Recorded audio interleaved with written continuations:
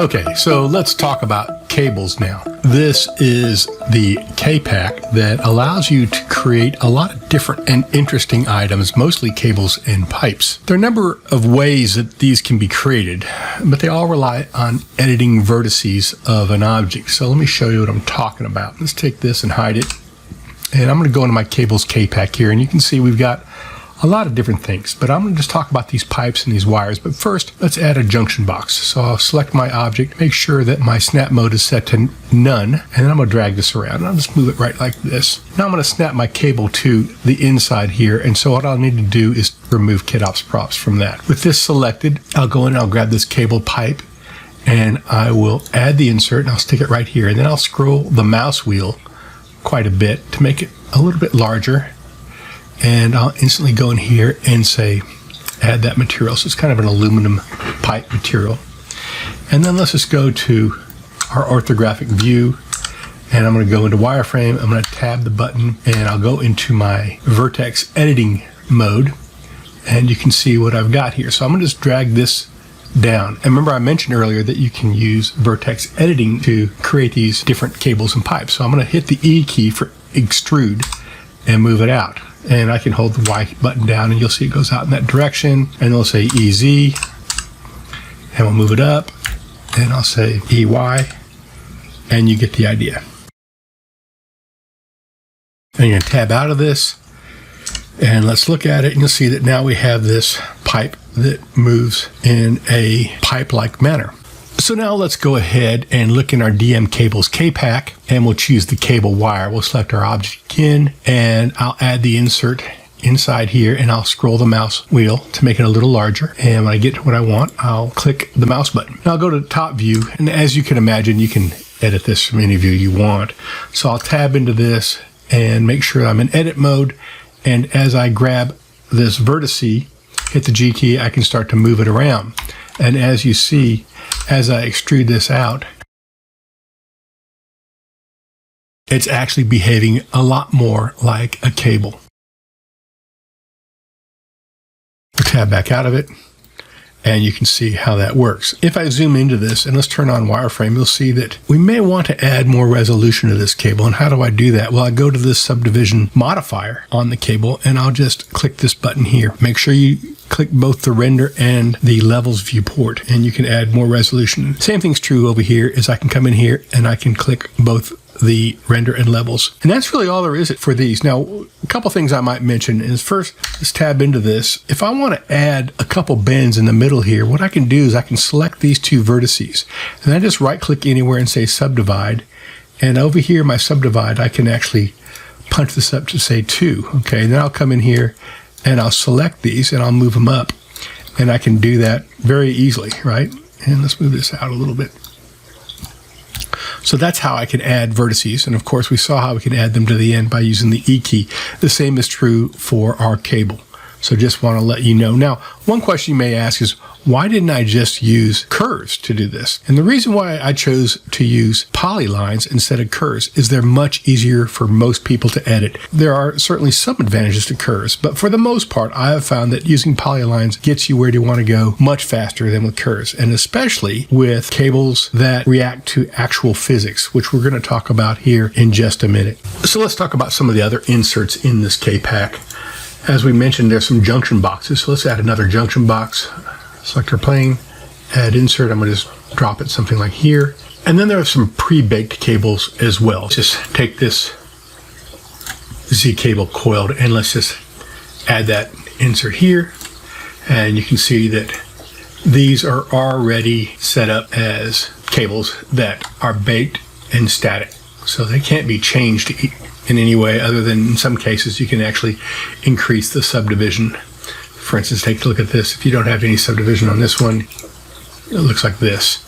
And if you turn it on, it'll get a little higher resolution. The other thing we have are some cables that actually have connectors on them. So let's take this one, and we'll add this insert, and we'll just stick it right in here, and it's kind of got a built-in connector, and this one does too. So we can actually maybe drop this down and move it over and kind of get the idea. So this is using the junction boxes and these cables with connectors. There'll be another tutorial that shows you how to make some of these fancy sleeves that we have for some of these cables. We also have some of these plugs, which are interesting. So you can take a plug, and let's go ahead and turn this box on, and I'll go over here and I'm going to add this plug to this box, scroll it up quite a bit. And what's nice about this is that if I turn off my smart mode, which it's off, and just select this object, we'll find that this guy can be extruded as a cable. So the plug comes already with a cable that you can extrude anywhere you want. Okay, so now let's talk about some of the fun stuff, which are these collision cables. Okay, now let's talk about the fun stuff. So we'll go into our cables K-Pack, and I want to talk about these collision, large, medium, small, extra large, extra small. With regard to collision and physics when applied to cables, the size is critical because there are different settings for different sizes. So while you can scale these up and down if you want, try not to move in too large increments. And if possible, try and find the cable that is appropriately sized for the scene that you're working in. So let's show you how these things work. First, I'm going to grab our junction box, and I'm going to add that insert and move it over here, something like this. And then let's grab another junction box, and let's add that insert and stick it over here like so. And we'll go into our orthographic view. Next, what I'm going to do is I remove the kit ops from this object. That allows us to snap to it. And I'm going to go and I'm going to grab a large, and I'll add the insert here, something like so. So this is going to be a large cable. So this is the cable. The way this works is that once you drop a cable in, you can tab into it and select all the vertices, and you can move them around. And these two vertices, you kind of want to keep the same. So if I'm going to move them up here, let's take our object here and move it up. Always keep those two vertices at the same level, because this is the anchoring vertice and this is the one that's going to keep that cable from not immediately pointing down. So that's something that you need to keep in mind. Let's go ahead and put this back down a little bit, and we'll select these again, and we'll drag them right back down to where we had them originally. Now the next thing that we need to do is I'm going to go into our timeline, and we'll notice that we have 250 frames, which should be enough. And if I just hit the play button or hit the space bar, that's going to play. And you can see that the cable is going to drop down in a natural way. And anytime I hit the space bar again or stop the animation, it'll stop the cable. And at this point, I can hit the apply all for the modifiers for that cable, and it freezes it right there. And then, of course, I can rewind back to the beginning to get to the beginning. Or as I'm playing it, I can hit the escape button, which will take me back to the beginning. Or as I'm playing it, I can hit shift left cursor arrow, and that'll take me back to the beginning. So there's three different ways. So let's go to the top view here. Let's basically take this cable, and I'm going to shift D to duplicate it, X in the X direction. So I'm going to make one like this, and then shift R, it'll duplicate it twice. So we've got three of these. I'll tab into this one, Alt Z, so I can see these vertices, and I'm going to take these three, and I'm going to move it over one slot like that. Tab out. Then I'm going to go over to this one, tab into it, and I'm going to take these and I'm going to move them over one slot like that. And then I'll tab into this one and I'll take these and I'm going to move them over like this. So now you can see we have all of these cables and they're intersecting. And so if they're intersecting, that means they're not going to collide well. So while this is selected, I'll take all of these and I'm going to move them up kind of high, so I can get an idea how big that's going to be. Now that's going to stretch the cable out. Keep in mind that we're lengthening the cable at this point, so when we add physics to it, it's going to be longer than what it was originally. Tab out of here, and let's go to another one. Tab, and we'll grab maybe these right here and move them up. And also another thing to keep in mind is that you might want to make sure that the spacing on these is somewhat even. It tends to help. So let's go back into here and change the spacing on this one right here now that we've moved them around. Now the next thing I want to do is I want to check and see if anything is hitting. So nothing is. I'll tab out of this, I'll hit the space bar, and they'll collapse. Now they're actually interfering with each other, as we can see, but they're not interfering with the ground. So why is that? Well, we need to go over here into the ground, and we're going to add a modifier to that called a collision modifier. And now when we hit the space bar, we'll see that it collides correctly and our cables are formed correctly. And once that's done, I can pause and I can say, for each one of these cables, apply all, and apply all.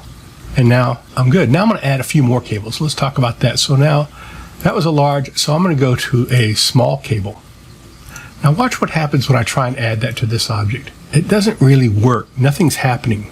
The reason for that is because we're at 54. We really need to back it all the way to the beginning. Another thing that happens is I need to make sure I'm in smart mode when I add this insert. And I also want to make sure the KitOps properties again are removed from this, and I can add the insert and it'll work just fine. And I'm going to put it up and above some of these other ones. So let's look at it from this view. Get up here, something like this. And I'll tab into this and I will grab all of these and move them over like so. Then I'll grab these last two and move them over like so. And then again, as I said earlier, let's go ahead and make these about the same. Now I can add more vertices if I want to, but I'm not going to. I'm just going to keep it about the same because this is kind of a short cable. Okay, I'm going to tab out of that, and you'll see from the top view, that's about what we like. So I'm going to tab back in. Now here's something else you can do. I'm going to hit the A button, select all these, and say Shift-D X.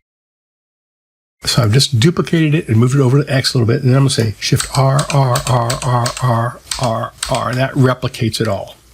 So now I've got all of these are in the actual same object. You can see there.